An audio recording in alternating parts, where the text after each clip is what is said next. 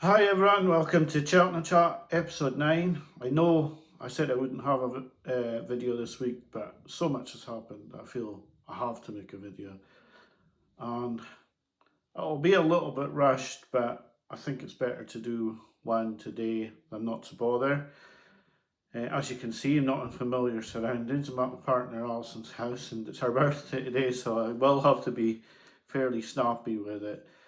But I think we do have to do a video. So I'll just get straight onto the horses. The first one to talk about, we're at Newbury on, actually Fairyhouse first. We'll do Fairyhouse on Wednesday first. And Proactive was, I thought, very impressive in his win. It leaves a bit of a decision now for the Malins camp. What do they do? Do they run Narciso Haas and Proactive? I don't know how they're going to split these two up. Both looked very, very above average animals now, and I don't see this form being turned round. I think Proactive was much the best and won really well. I feel he could, I feel he could be right up with Narciso Haas. So it's a really toss of a coin, sort of which one you'd go for. They're both the same trainer and same owner, so a difficult choice there, I would say. Bambino Fever didn't really race against a great field. She did it very nicely. She's come on for her first run. I think she's a very impressive mare. I just wonder, I did think before the race, would they try for the Supreme? Obviously, that is no way going to happen now. I think she's just going to go for the Mayor's Novice. She won the race here, the 6.5 running. She was second in the Mayor's Novice last year. So, yeah, a good win for Bambino Feeder. Whether she'll run again before the festival or not, she may go to the Solarina. Who knows? That's a high money race, and so it's a possibility. I think it's a Grade 1 as well, so possibility she'll go there before she goes to the Cheltenham Festival. But a perfectly adequate win on Wednesday. At Newbury, Sober Glory was really good. He came back from his defeat by Hurricane Park to record a really nice victory, and I think he will now go to the festival, probably in the Supreme. He was 9 seconds faster than Fire Warning of Nicky Henderson, so I think you can derive from that all the hype about Fire Warning, I don't think he's quite in the Supreme League of even the other two Henderson horses, never mind everything else that'll be in the race. I wouldn't have anything to do with this horse for the Supreme after Wednesday. He did look a bit of a slow boat and more of actually an Albert Bartlett horse than a Supreme, and I would think something would do him for a turn of foot in the turners. 9 lengths equates to almost 30 lengths, so Sober Glory was way quicker on the clock, and I don't think I'd be having a whole lot to do with Fire Warning. Sober Glory, very good, and you've just got that one mishap at Sandown to worry about. I don't know where that puts him in the pecking order because he finished last to 5. It could have just been a blip. He had really good bumper form last season, so I do believe that's decent form, and maybe Sandown was just something wrong with him. I don't know if he'll go up in grade because he's not really beaten much in this race, and it's a big hike in class to go up into a Grade 1 Supreme from here. The other two horses were really impressive at Newbury. Probably horses a lot of people weren't looking at. Now, I was looking at C'est Different because I do like the look of this horse. What sort of rise in handicap this horse will get, I don't know. Probably needs about an £8 hike. Won this off 1-2-1, but powered away in the closing stages, and still 12-1 for the Pertemps. Will go in at the bottom of the weights. I think this horse won a Pertemps qualifier at Market Raisin, so would get in as long as it's in the weights. So I think that's why they were looking for another victory to go up in the weights and make sure that they got in at the foot of the weights for the Pertemps, I think this would have a great chance. You have to look at the makeup of the field. There could be something very classy in here, maybe only giving, say, different a stone, but still a stone's a lot. Sam Thomas is very shrewd. He'll be looking for his first Cheltenham winner, and this was extremely impressive to my eye. Panic Attack was the other horse. Wow, this horse jumped well. I know it was only 120 horses she was beating, and I thought actually during the race that even though I do fancy Spindlebury for the Mare's Chase, and Dino Blue is a lot higher rated than Panic Attack, I thought the jumping here, I do wonder, this horse has won a Paddy Power and the Coral Gold Cap now, and could possibly be going. Now the talk of the Ryanair, I think trying to reach the likes of Factive File and horses like that might be a little bit beyond there. But I think the Mare's Chase, I think she'd come right into calculations. 40 to 1 for the Ryanair, around 8-10 to 1 for the Mare's Chase. I think if she went to the Mare's Chase, she'd have a really good each way chance of landing a blow and possibly really putting it up to protagonist, and has won at Cheltenham as well, so that's another tick in the box. I think Panic Attack, like the Mare's Chase, could have a really good chance. Mighty Park at Fairyhouse on Thursday. To the eye, incredibly impressive. I don't know what you can make of this race. It was just incredible to watch, but what has he beaten? And how does it equate to Grade 1 level form? They are talking about this horse, they're using the word special, etc, etc, so it's very, very hard to know. Is he up to beating El Kairos, Top the Talk, Old Park Star? Or is he going to go into the Turners?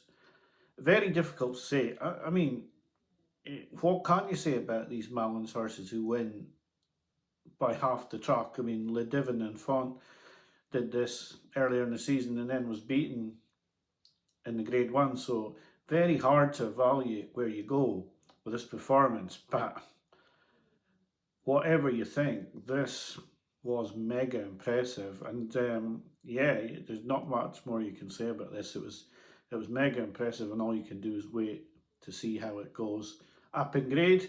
And the problem is, where does this horse go up in grade? It's not Willie's MO to go straight into Dublin Racing Festival a fortnight later. It's really quick turnaround. I don't know. It's difficult to know on Mighty Park. A really good performance, but how you evaluate this and how you put this against the Grade 1 form, I have no idea at the moment. You're guessing like everybody else if you want to back this for Cheltenham. Haydock on Saturday and Old Park Star.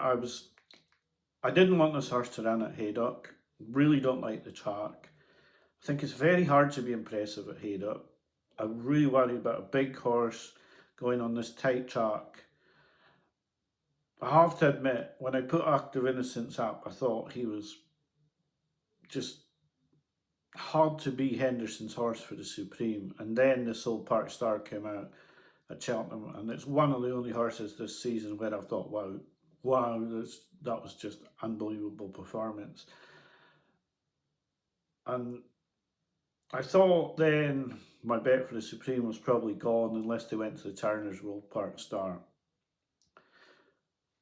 I've said I was worried about him running at Haydock, and he's just absolutely blitzed him. And I am seeing some people saying he hasn't beaten much, but this Hurricane Park won a decent race at Sandown. But it's the way he's done this. He's been 4 seconds faster than Brentford Hope. His top speed during the race was incredible. He's run 3 furlongs in the last 4 that were under 13 seconds. This was just a huge, huge performance, and I know people are waiting for a horse to come out of Ireland. But I wonder if it's staring you straight in the face. I do think that this had the hallmarks of a really serious horse. He jumps really well. His jumping at Cheltenham was brilliant. He's won over the track.